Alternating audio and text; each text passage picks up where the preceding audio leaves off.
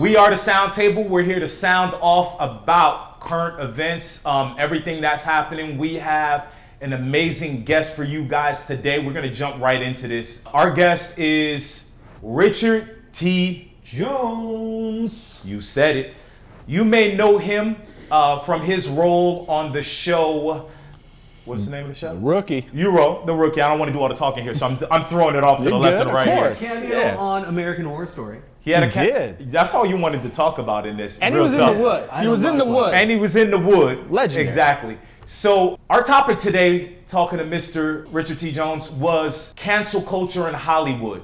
He plays a sergeant on the show The Rookie. He's a African-American male. And right now, being a cop in America is polarizing as all heck, right? Mm-hmm. Being a black cop in America is like, I think you should get paid double for that, real talk. Because like you're getting, real talk, you think about it, if you black and you a cop, right, and you a male, you're getting it from a systemic system, you're getting it from your own community, right? Yeah. You're getting it on both ends of the side. Like, it's a tough job. You're getting the whole pitchfork. You're getting all of it, yeah. So we had a great, interesting conversation with him, and it went.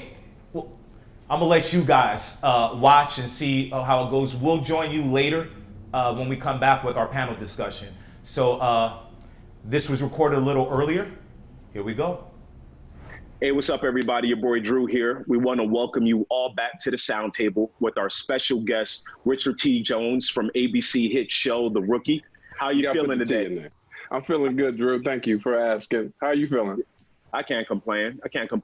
We appreciate you coming on the show with us. We have some dope topics that we want to talk to you about and with some of the roles you've covered.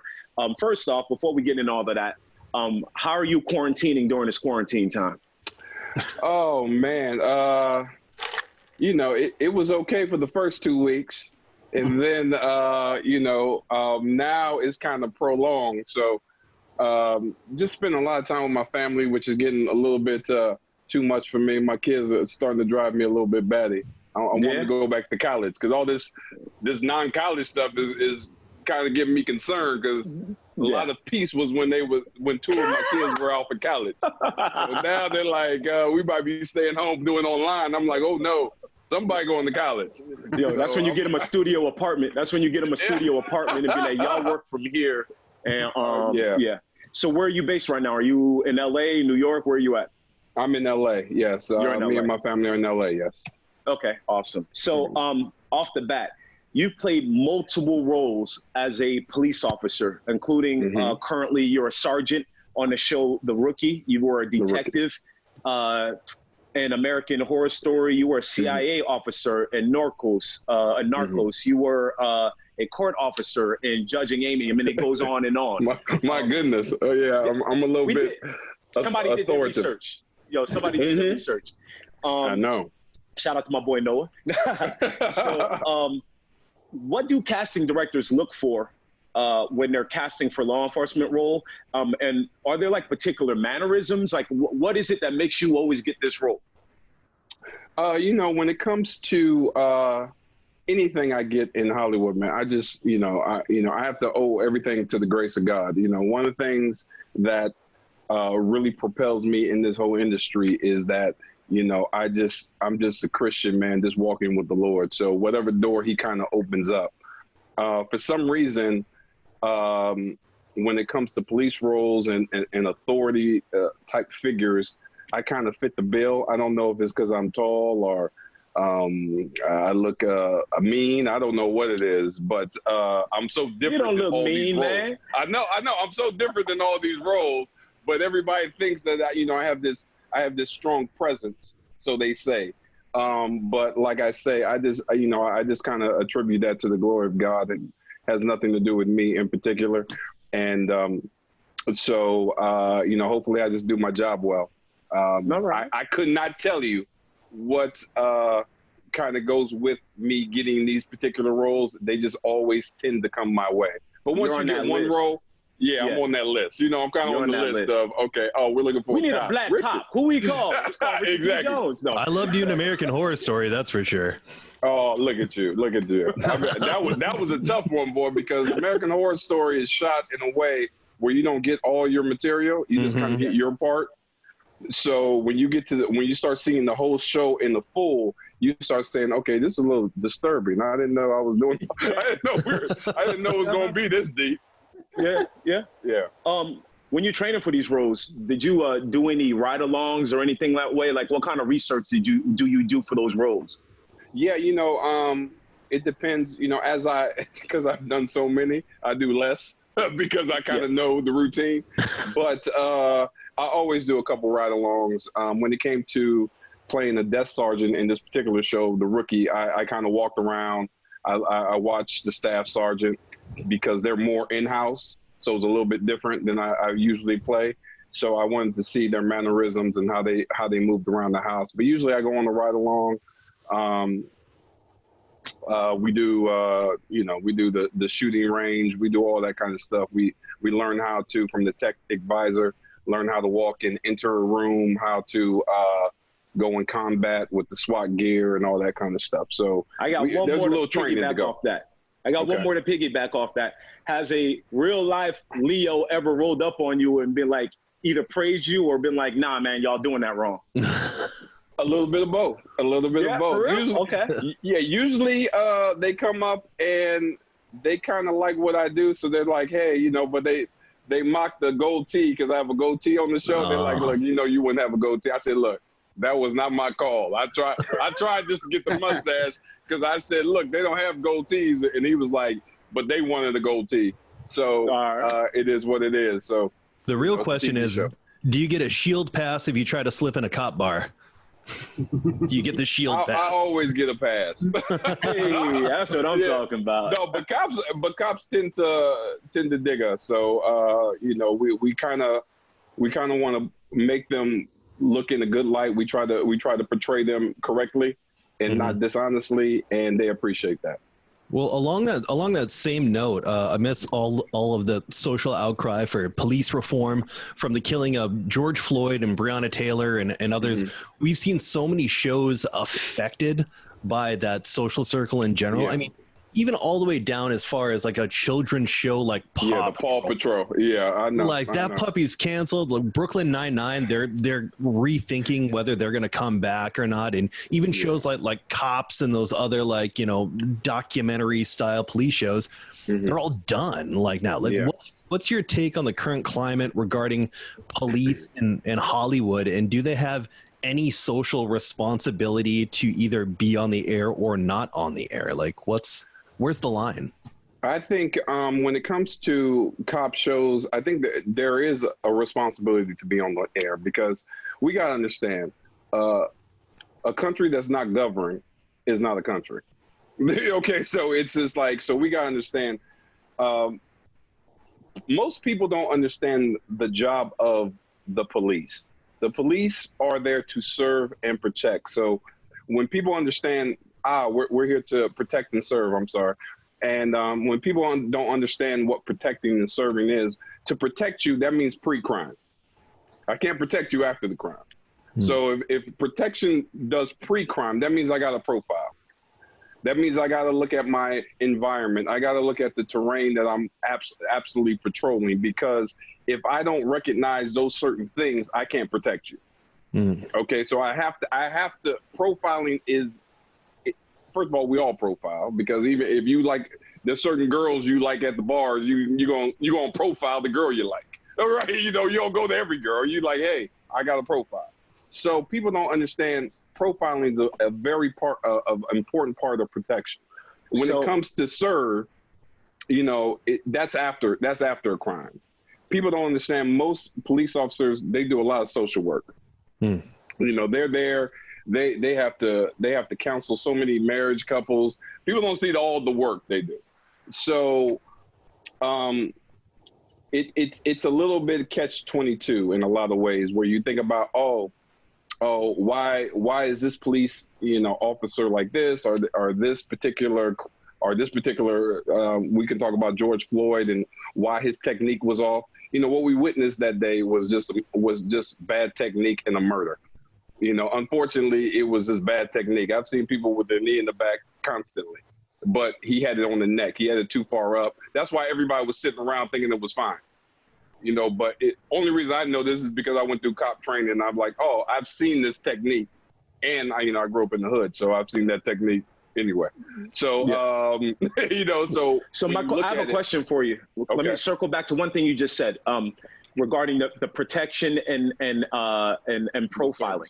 At what point does profiling become a detriment when the people being profiled are overwhelmingly being affected more than others? For instance, like in New York, they had stop and frisk, and when you look at the numbers, they concentrated in certain areas with certain demographics. And like, I grew up with areas, I know white boys, you know, that sold more weed and coke and did more drugs, but they never had they would never get arrested because they would never be stopped and frisked, you know? So at one point, does a bias create more victims than it does do more good? Well, you know, I think, like I said, there's a catch-22 in it. You know, it is kind of like, okay, there's a bias in it, but, you know, it's kind of like the same of being stopped and frisked at the airport. You know, as long as, you know, it's a pain, but as long as there ain't no bombs on the plane, we're going to be happy about it. You know, it takes longer to get through the airport, which I can't stand. But the fact of the matter is now everybody feels more safe. When it came to stop and frisk, you know, I didn't live in New York at the time. So not that I ever lived in New York, but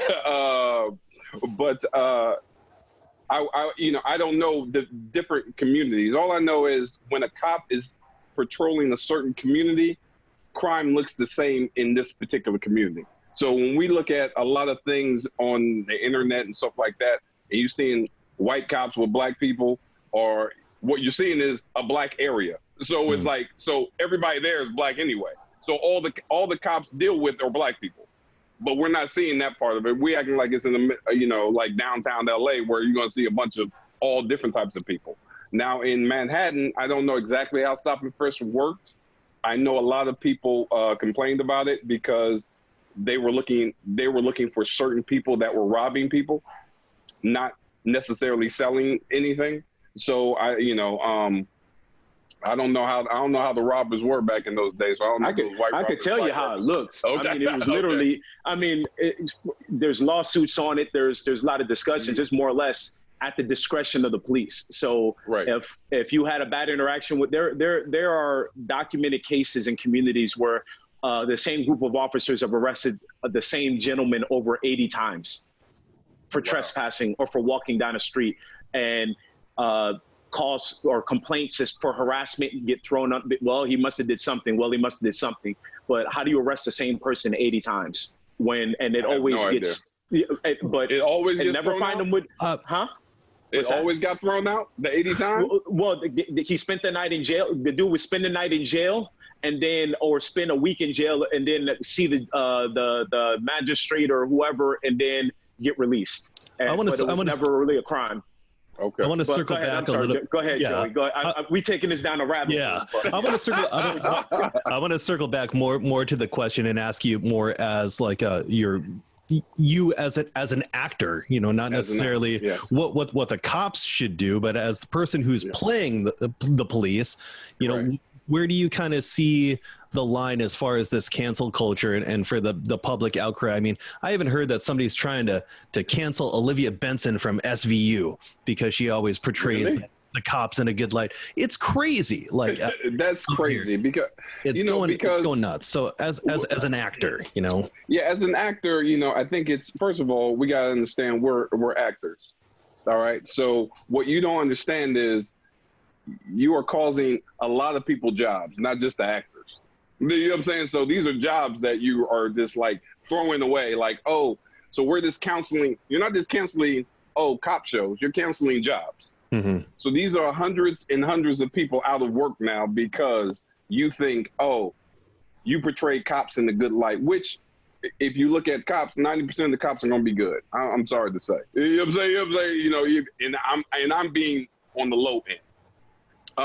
But if you're, but you know, so I have a problem with people trying to say, this show makes cops look like in the good light. Well, hold on. Why would you say that? We don't know. You know what I'm saying? It's just like, we're doing a show.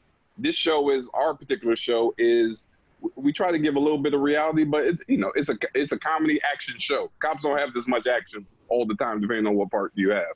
So if you watch our episodes, there's always something going on, which in most cops' life, it's a 12-hour shift. They just ride around the car most of the time. Yeah, and it feels it feels like So- you have to live on so many sides of the cube too, because Right. I mean, like, how hard is it balancing, between being a black man in America right now who like isn't an actual police officer, but so many people are used to seeing you on TV that they think that they know you, they associate you as a police officer, and then playing a black police officer who's also, a black man on a top-rated TV show right now while all of this is going on, and do the protests affect that? And more than that, does it influence how you approach your role at all as far as determining what you want your personality to be as your character that you play, like from their cop perspective?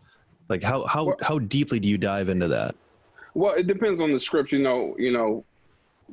right now, fortunately or unfortunately, I don't know how you want to look at it.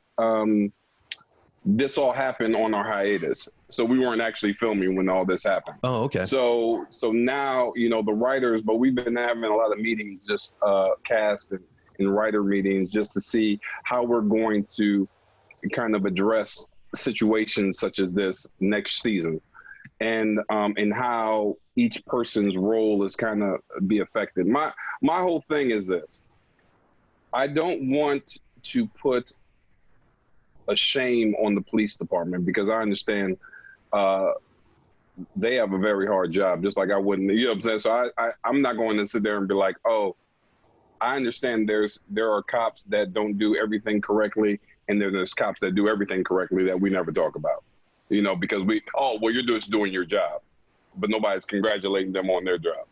So I'm not just going to look at certain incidents and say, oh, okay, this actually shows the whole the spectrum of police officers. What I tend to do as I portray my character, my character is very loyal to his job. My job is like, look, I call it a calling. My particular character from the pilot is just like, look, this is a calling. This is something that I was created to do, because I'm here to serve and protect, and I'm here to look out for my community, just like I'm here to look out for the other officers that I serve. So I want to continue to play my role in that sense, because that's the character I accepted.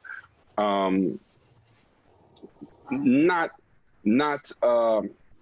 canceling the fact that you're going to have to deal through trials and tribulations in all different areas of anything, any profession. We could say the same with how we got here. You know what I'm saying? That we have to go through things. And or we had to go through, a lot of people, I've come to realize everything's not racism. Some people just don't like you because they just, you know what I'm saying? Some people just have bad attitudes. Some people just don't get along. And just because we're different colors doesn't mean they're racist. Just, they don't like me. You know what I'm saying? They don't like me because I'm tall. They don't like me because they're short, or because they just had an experience with somebody like that resembles somebody like me. It's like that Usher song, man. You remind me of some girl I used to go with. So, you know what I'm saying? So it's like, that's a good point, though. That there is a pretty big difference between prejudice and racism and preference. And bigotry. Bigotry. Yeah, levels. I mean, those are all different layers of things. You actually answered my last question in one of your answers, so I'm going to pass it off now to Noah.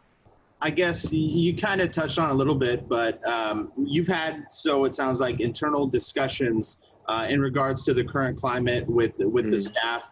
I would ask, how did those discussions go? Did you kind of find your footing, or is it still a lot of unknown for you right now in regard to next season and the current climate? It's a little bit unknown. We really, Alexi Hawley really does a great job. He's the creator of the show and executive producer, and he runs the writing room.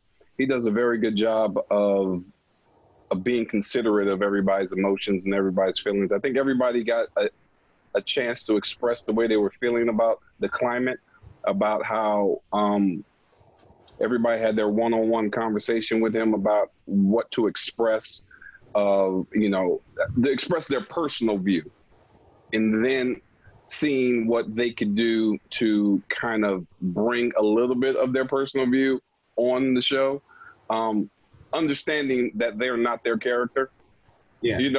Understanding that you are an actor, you're not, a police officer, so we're not going to pretend that we are police officers. Yeah.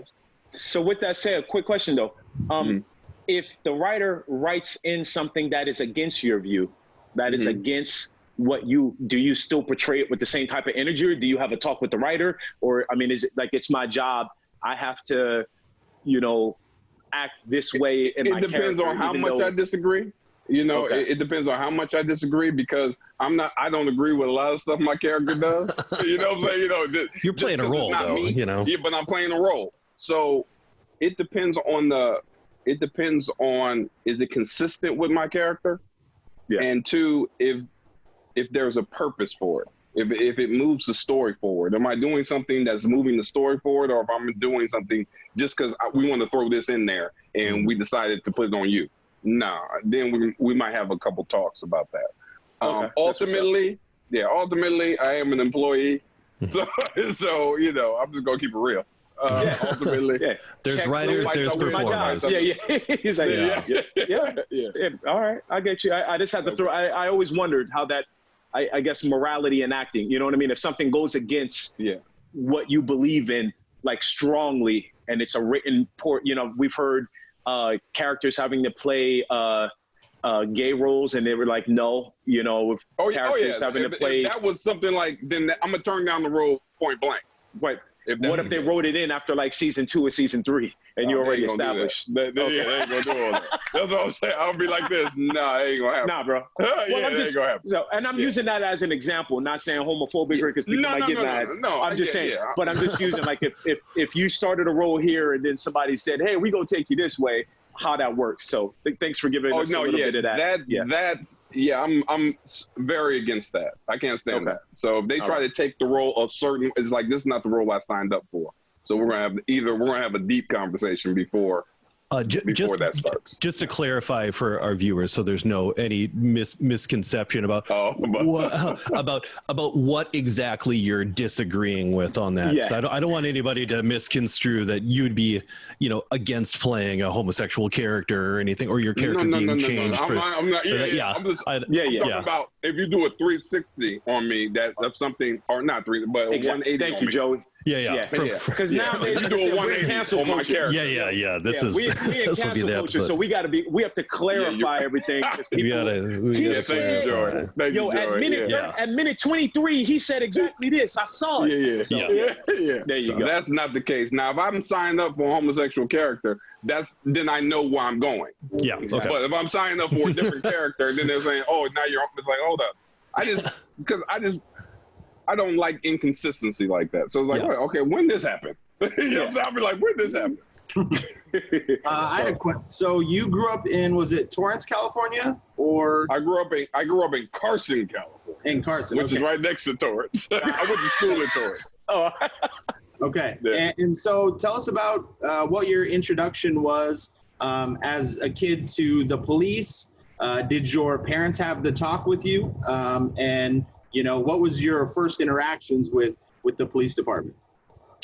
Oh, my first interaction with the police department, I probably, my first interaction was with gangs, because I had to run from gangs a lot. So, I used to put on my backpack, and once the bus stopped, we used to run the bus and be like, I had to run through the gang neighborhood. Yo, been there. You've been there too? See, look at that. All right. So when it came to the police, my interactions, my parents never had to talk with me, because they always made sure that I honored authority. Anybody with authority, I understood. I don't care if it was the person down the block. Back in the day when I grew up, everybody can spank you. So it wasn't like, you know what I'm saying? It wasn't not like now, like, oh, you raise your hand, they call the cops. everybody in the block, if they like, boom, spanking, I'm like, oh my goodness. So I knew how to respect authority. So when a cop would pull me over when I was, you know, and I've been pulled over many times when I was 13, 15, 16, you know, sometimes I was still in the car, so I deserved to be pulled over. But my mom came and I wanted to be with the cops more than my mom come to get me. But when I would get pulled over for, you know, and they would check, you know, I just felt like, oh, I didn't have a problem, man, because I understood authority. And I just believe if you're looking for something, you'll attract it. So I always understood this. It's like going into a restaurant. They have a sign on the restaurant that says, right to refuse service. You know, if you acting a fool, they have a right to kick you out of the restaurant.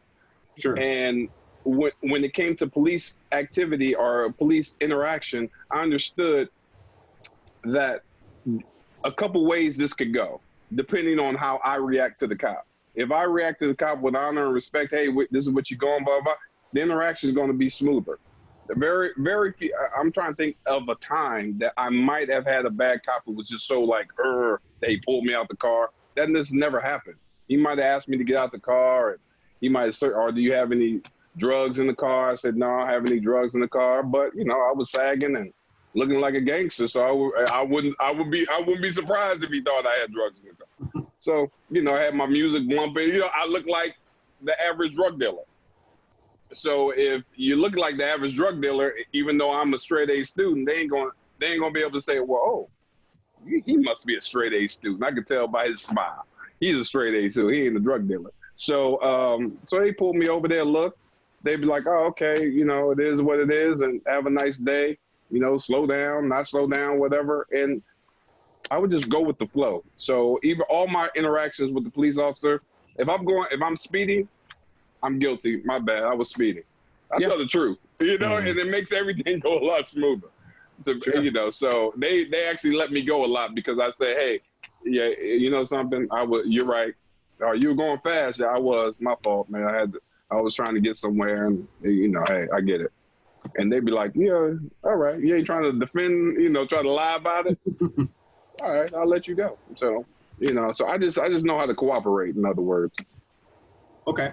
And then I know that, you know, we bounce around a little bit. We're talking about cancel culture, specifically police in Hollywood, but also I know that your father played with the Braves, and he also was a coach with the Cleveland Indians. And obviously there's a team in Washington. I don't even say the name, but it's a slur.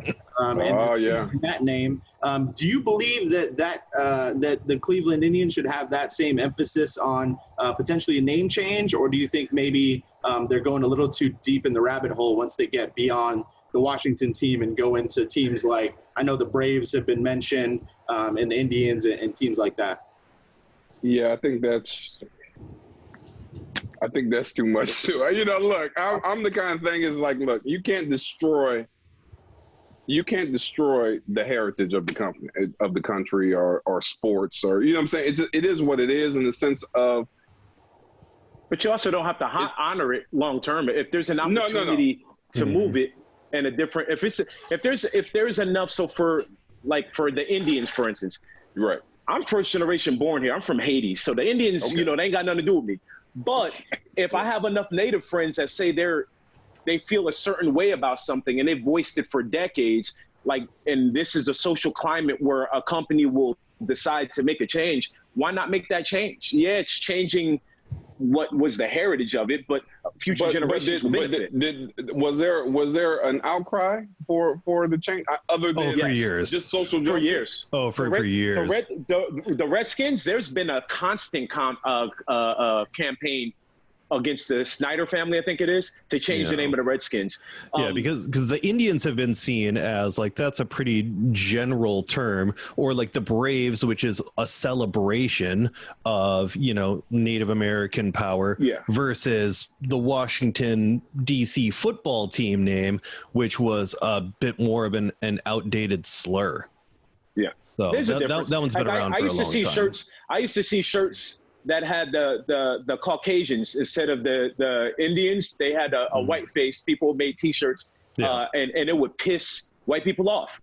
Like if they saw Really? someone wearing a shirt, yeah, and I'm going, so you're okay with a shirt that say like the I would have thought they would have been the Indian, biggest fans. yeah, and Yeah, that would have been hilarious. That would have been hilarious to me. That would have been hilarious to me. But it goes to show you at the root, you're okay with an Indian with a feather or what have you, but if someone puts a Caucasian face on it with a feather, then you're irate. And I'm like, why is that? So You know, I hope one of these teams. And that's a legitimate question. The question is, why is that? Yeah. The question, to me, is just like, why are you offended by, if they say it's a redskin, or if they say, it's the black skin, who, it's like the Black Sox or the White Sox. It's like, we can be offended by anything. We can. That's true. If you try hard enough, anything. But my thing, if you try and I can get a bunch of people to protest if I get you on board with my offense. yes, And that's my fear. That's my concern. Okay, go ahead. No, I just think when it comes to the Redskins, personally, like I said, I've worked with Native communities here. If the Native communities say they're offended by it, I'm going to listen to them. Same, I'm not gay. If the gay community tells me something offends them, like, I grew up and people used to use the F word all the time, the F-A-G, and use that word. At some point, they said that was offensive. We stopped using it because it's offensive to them. Right. I get it, even using a word like, and I grew up in the 80s. Degrading. That's degrading. To me, it's just like, it depends on how you're saying the word. You're right. saying the word You're degrading. Right. You know what I'm saying? So if you're saying it degrading to somebody, I get you're right. You're absolutely You know what I'm saying? correct. So, and that's the way we use that word back in the day. We did. You're right. You know what I'm saying? We did, but I feel like we live in a space right now where political correctness is a thing. Right. You have the Me Too movement, all these other movements, cancel culture now. Perfect example. And I like look at Nick Cannon. Cancel culture is a two-way. It's a double-edged sword. Right. The same way we want to go after the Karens and talk about cancel culture. They said this, they said that. Is the same way that a black person or a person of color can also say the wrong thing and be canceled. And I think we should move, like our whole discussion today is cancel culture. And I think the term cancel culture should be morphed more into accountability culture, right? Because not everything you say, you could have heard. But we start governing speech when we start doing that. That's true. That's the fear of it. Yeah, and that's why I say accountability. And that's why I say accountability, because I can say something that sounds horrible, but if you come back to me and go explain yourself, and I explain what I meant by how I said it, I can either smooth that over or dig myself a bigger hole, right? That's right. So But depends on your offense, it don't really matter. Because if I get offended by something, you can explain it perfectly. I'm still offended, and you're still digging a hole. You know what I'm saying? It's like you can't win for losing. You know what I'm saying? You can't win for losing. You are there is a point to that. Once we start governing speech or governing, we don't like this, we don't like that, we get in a dangerous space. You know what I'm saying? We get in a dangerous space where everybody now, what's good, what's bad. I mean, even with the Me Too movement and all these movements, it's like, wait a minute. Now you have now it's becoming, it used to be like the Me Too movement. And look, I'm about to get in trouble probably. Don't do it. Don't do it. Don't do it. Don't do it, right? Don't do it. Don't do it. It gets I got your back. I'll pause you if you need to. Now everybody's governing their speech, even with each other. Yeah. You know what I'm saying? Like the worst, on most sets, the worst sexual implications come from women, other than men. You know what I'm saying? But men are so scared now that we can't say nothing. Yeah. You know what I'm saying? Women still can say a little bit, and but we're cool. But now HR is like, but we're very, so it's just like, wait a minute. Now I get it. There are some things that are just inappropriate, and we got to deal with those things. But when you start governing everybody what they can say, there would be no Jeffersons if we were in this culture. There'd be no Archie Bunker if we were in this culture. You know what I'm saying? But now we take away from comedy. We take away from a lot of different things just because we don't want to offend somebody who might hear it wrong. Or instead of just somebody who might hear it wrong, just turn it off. I think comedy should be exempt. I think good comedians are some of the most intelligent people out there. I mean, you look at the content of what Dave Chappelle throws out there, or even Chris Rock, and but it won't be George Carlin back in the day. They won't, It won't be. I still think there'll be a space for them because they're doing this stuff on Netflix anyway, or they're doing like specials. I think there'll still be a space for them. They just won't be doing all the commercial stuff, unfortunately. Well, that's where the money is, Drew. The money's in the commercial stuff. Well, I mean, that goes. Netflix are cutting those checks, though, bro. That goes back to everybody's kind of assumption of where do we draw the line between the thing that we're a fan of and the person that created it. It's like as a DJ, I remember the questions go around. Yo, so we're all not playing R. Kelly now? Is that what's going on? Or right. Through all of that, and then all of the arguments break down to, well, if you break it down hard enough, then there's no anything without like a little bit of crime. Like, do you feel the responsibility to have to like worry about how you carry yourself more now as a famous actor, or is that more about just being a good man all the time in general? Yeah, I just try to be a decent man all the time. So, like I said, I try to align myself with Jesus in everything I do. So when it comes to right or wrong, I'm trying to align it with God. Doesn't mean I do everything right. Hopefully I do more things right than wrong. But so I try to keep my focus there. But when it comes to being offended by what this person says or what what they want to call me, Black, African American, I don't care, man. You know what I'm saying? Look, because I know who I am. So it doesn't really, if you're calling me a bad name, you can call me any type of bad name. The N-word's is not different than MF to me. I'm still gonna get upset with you. If you call me MF, we still might fight. So you know what I'm saying? So one word's not gonna be more than the other. So the fact of the matter is, I don't want to start governing people, because once we start doing that, then you can start governing me. Yeah. You can start saying, hey, don't say that. Don't say this. It's like, wait a minute. What's wrong with saying this? It's like, oh, because that offends this person, that person. I said, that person, they're not even here. So why am I worried about something that offends some people that are not even here? It definitely comes down to there's freedom of speech, but there's not freedom from consequence. Exactly. And that's the truth. And that's the truth. And it governs this conversation. It is. So my one thing with free speech, and this is from friends who come from outside of the United States, is the reason racism will never end in this country is that First Amendment, because everyone has the right to say whether it's negative, whether it's hateful, everyone has the right to voice their opinion. And because it's protected under free speech, you have people that can say the most vile and rude and non-true and these conspiracy theories, or they're this and that. Whereas, countries like Germany, right? You can't run around and say you love Nazis or it's illegal. You know what I mean? That white ring propaganda, a lot of countries that are celebrated here or given time or actually given life here are illegal. Literally illegal in other countries. You're free to say whatever you want. But once you do we want to be like Germany? Do we want to be like Germany though? Right now, do we want to be like Germany? I'm just saying, Germany done gave reparations back to all the Jewish people that got killed. Germany's doing. They're not doing that bad. Their economy's not that bad.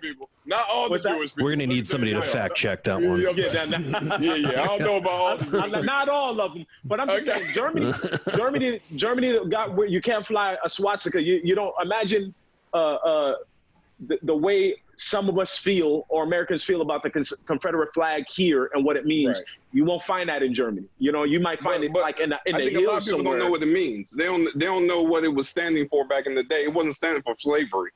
There was more to do with the South than slavery.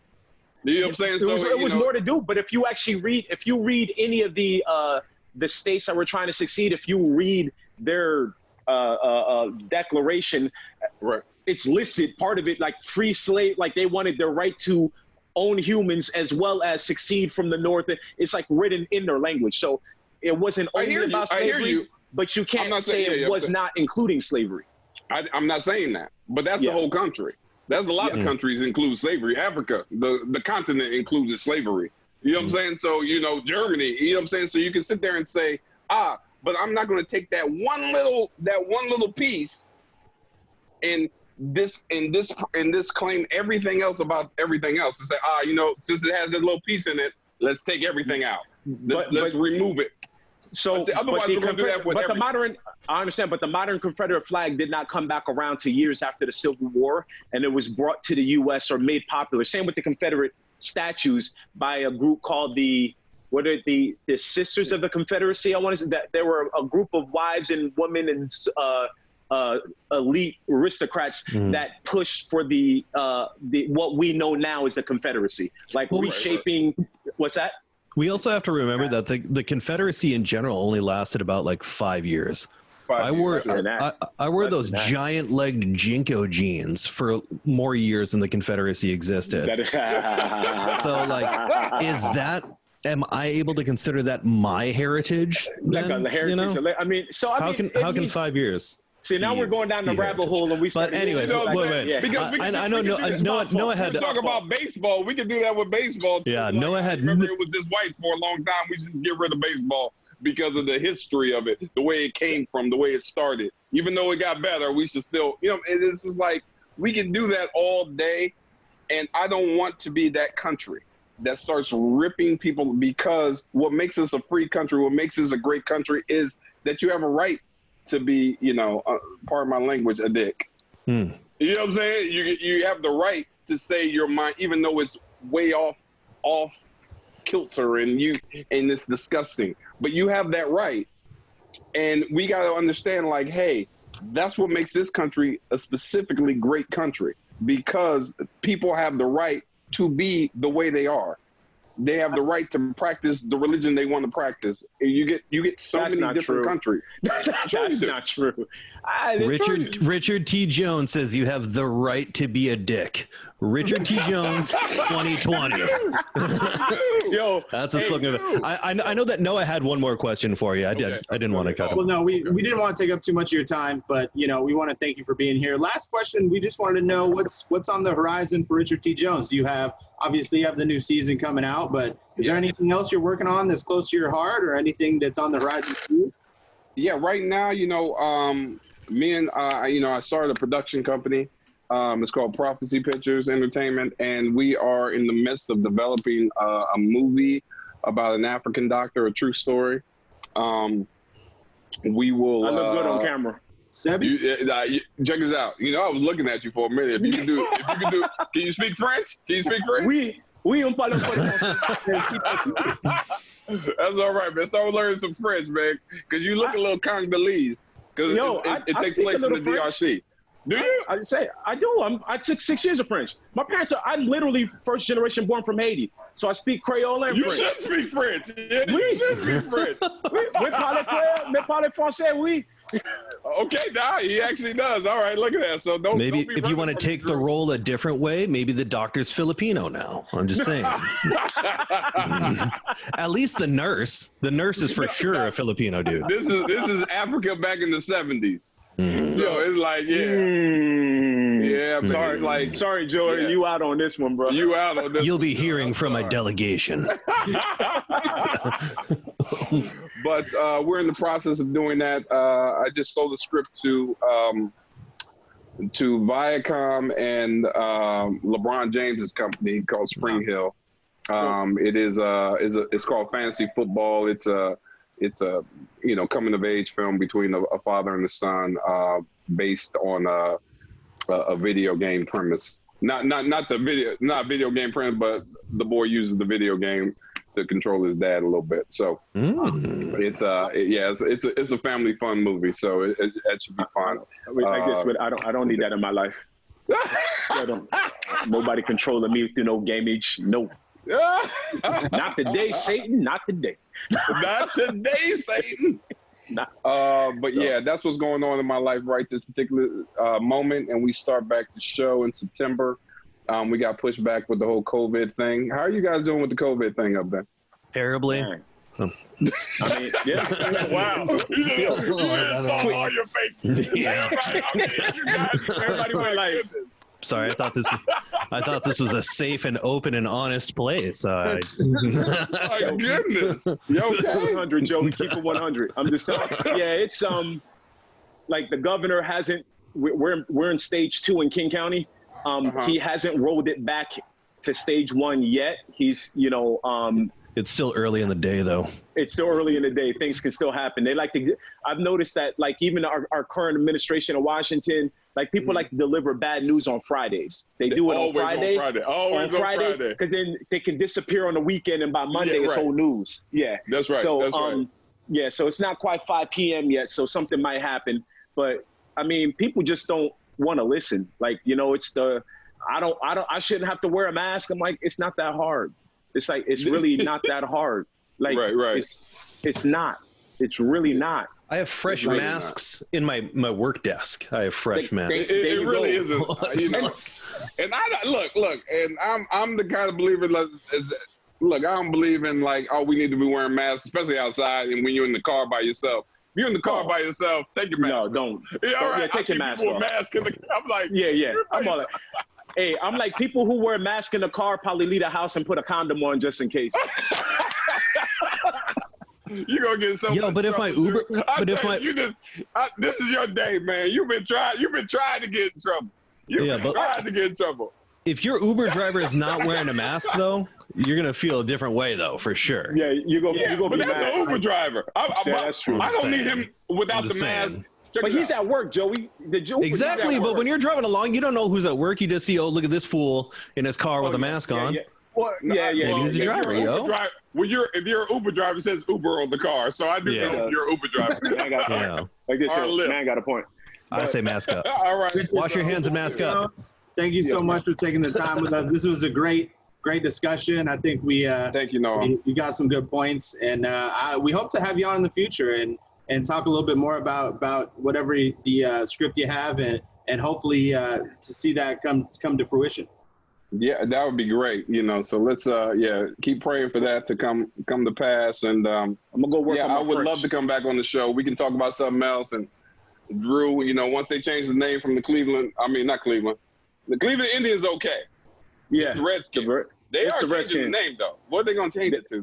They haven't decided yet, but they're all in agreement. But apparently there's been a tease of a big Washington Post story that will be coming out, that there is something huge going on within the organization of the Washington football team that is not related to the name change. And you'll also notice that a couple of their owners are actually trying to get out of the franchise, which is something that hasn't happened in over 14 years, because just about every 2 years an NFL franchise worth about doubles. So there's something is a brewing. That's Sound table, we coming with the scoop. I'm telling you, my goodness. Richard T. Jones on ABC's The Rookie. Yes, and Sunday nights, 10 o'clock. Sunday nights, 10 o'clock. Hey, tune in. You come back to Seattle. We're gonna teach you about the policing world. So come on, watch us. There we go. Hey, yo, when you come back to Seattle, we'll make sure to hit the gym. Get in there, please. Let's make sure to hit the gym. I have a bunch of American Horror Story questions to ask you, so I will be there too. Okay, good. And then if we can get to a Seahawks game, are they gonna have any games? Okay, if that's what it takes, what it takes, we'll make it happen.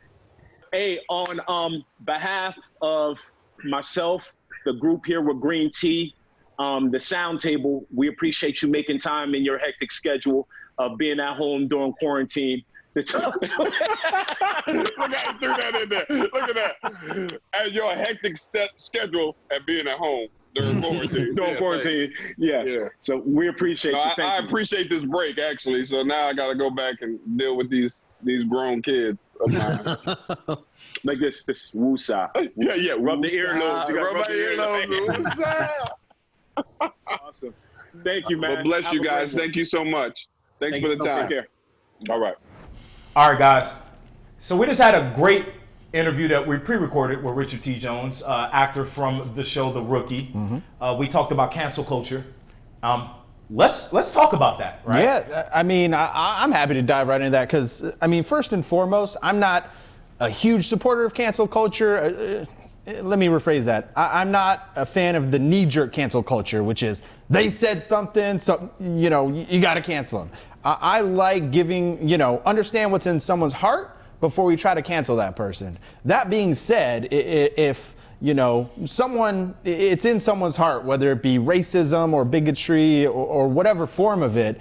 I'm about those people being held accountable. I do think to a certain extent that, there are ways that cancel culture has kind of went a little deeper than it should have and, has kind of been exploited to a certain extent. But I do feel like cancel culture at its core was it meant inclusivity. It's figuring out pronouns, it's respecting people for whatever, their gender, religion. So I believe in its core. That being said, the interview with Richard T. Jones was very unique. I think that there are some things that we differ on. I think I'm not as much of a supporter of stop and frisk or profiling. Man, that caught me right there. Yeah, it kind of caught me off guard, but he's I understand he feels the way he does because, his history and upbringing, and I absolutely respect that. So. And I feel like that's part of the goal of this show. It's easy for us to just bring people on here that agree with everything we say all the time, right? It's great to have different perspectives. And not only a different perspective, but a different perspective from a African-American male, right? That is seen in millions and millions of households. And it was different. So I'm gonna let Joey, what was your takeaway from this? Wow. We definitely differed on some thoughts, like Noah said before, but what I brought away from it was also the fact that he had a lot of really thoughtful, insightful things to say, especially when I asked him about whether if Hollywood felt there was a responsibility for them to do more or to be a part of this system in a positive way through the type of productions that they do or the type of actors and roles they go to. And I thought his stance on all of that was interesting. Yeah. Interesting word. I like that. I mean, I look at overall, anyone that follows me on social media knows my stance, right?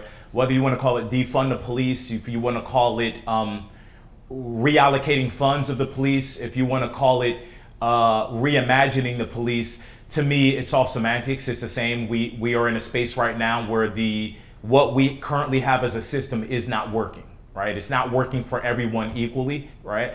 Our goal of having Mr. Jones on the show was to get his unique perspective as a African-American male that has portrayed a police officer multiple times in multiple roles, right? He interacts with a lot of cops. I personally feel he kind of he feels coppish. Like his viewpoints are that or someone that is that wears the shield, even though he's an actor. And I get that because that's what he's around all the time. That's what he studied on. That's what he's, part of his character and all.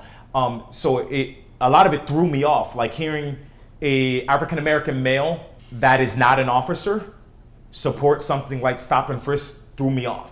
He seems like someone who became very self-invested in the role and the character that he is going to play and to bring it to a level where he feels he can portray it well. Yeah. What I think is going to be more interesting is a couple of weeks from now when we sit down with someone that knows Richard T. Jones very well, and you'll figure out who that is on an upcoming episode. Man, great conversation. Our panel right now, it's one of those things where I guess I'll tell you my takeaway. We're talking about you guys' takeaway. My quick takeaway when I asked them about morality in acting, like if your character is asked to portray or do certain things that you don't agree with as an individual, what do you do about it? And I guess at the end of the day, it's a job, right? You get paid to do it. It's acting, it's theater, but is there a moral responsibility or is there a responsibility at all for actors to be like, no, I don't think this is right? At the end of the day, if he doesn't do it, another actor will, right? There's always another actor that's willing to take that. Choose to do that job or not. Exactly. But again, I think there was some insight made there. I learned a few things, I'm not gonna lie. Different perspectives, I'm open to them. May not always agree, but I do appreciate him giving his time to come on and offer a different perspective. We can't wait to have him back because I'm sure after we air this episode, we're gonna get a lot of questions from our people, and we'd love to share those questions with Mr. Richard T. Jones. Absolutely. So we want to make sure that this is the sound table and not an echo chamber. Exactly. Our own thing. Exactly. We want to thank you guys for coming out on behalf of Almost Out Live and Green Tea Magazine. This is the Sound Table. We're sounding off.